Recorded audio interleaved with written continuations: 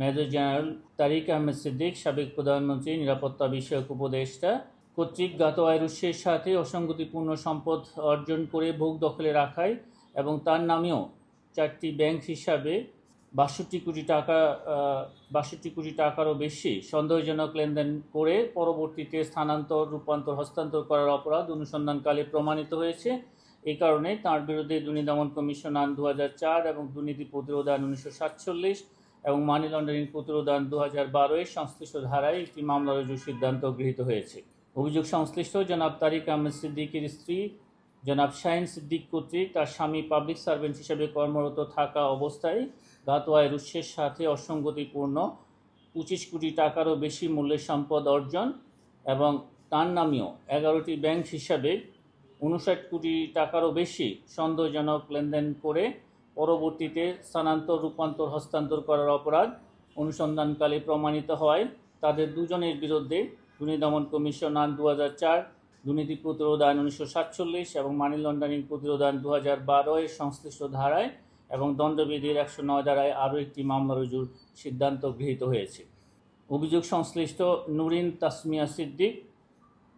এবং জনাব বুশরা Siddique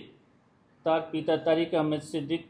public servant হিসাবে দায়িত্ব পালনকালে যথাক্রমে 3 কোটি 37 লক্ষ টাকারও বেশি মূল্যের সম্পদ অর্জন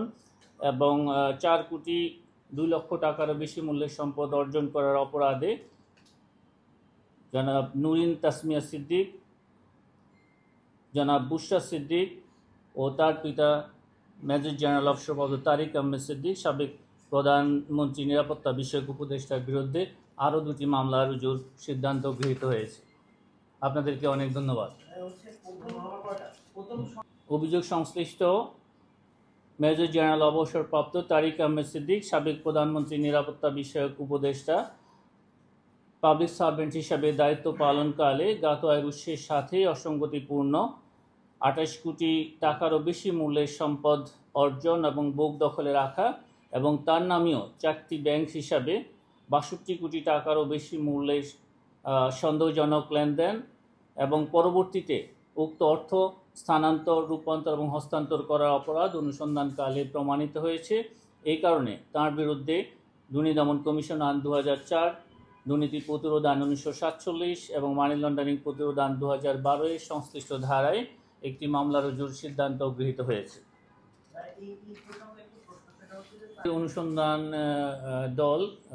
যে সমস্ত দালিলিক তথ্যাদি পেয়েছেন, প্রমাণাদি পেয়েছেন, তার আলোকে মামলা রুজুর জন্য তারা সুপারিশ করেছেন। সে আলোকে মামলা রুজুর অনুমোদন হয়েছে। তদন্তকালে যদি আরও যে সমস্ত সম্পদ দেশে এবং দেশের বাইরে রয়েছে, যেগুলি এখনও তথ্যাদি দালিলিক প্রমাণাদি অনুসন্ধান দলের নিকট আসেনি, সেগুলি যখন আসবে সেই সম্পদ এর সাথে অন্তর্ভুক্ত হবে এবং এর সাথে যদি আরও কারো সম্পৃক্ততা পাওয়া যায় তাহলে সে বিষয়টিও বিবেচনা করা হবে। ধন্যবাদ।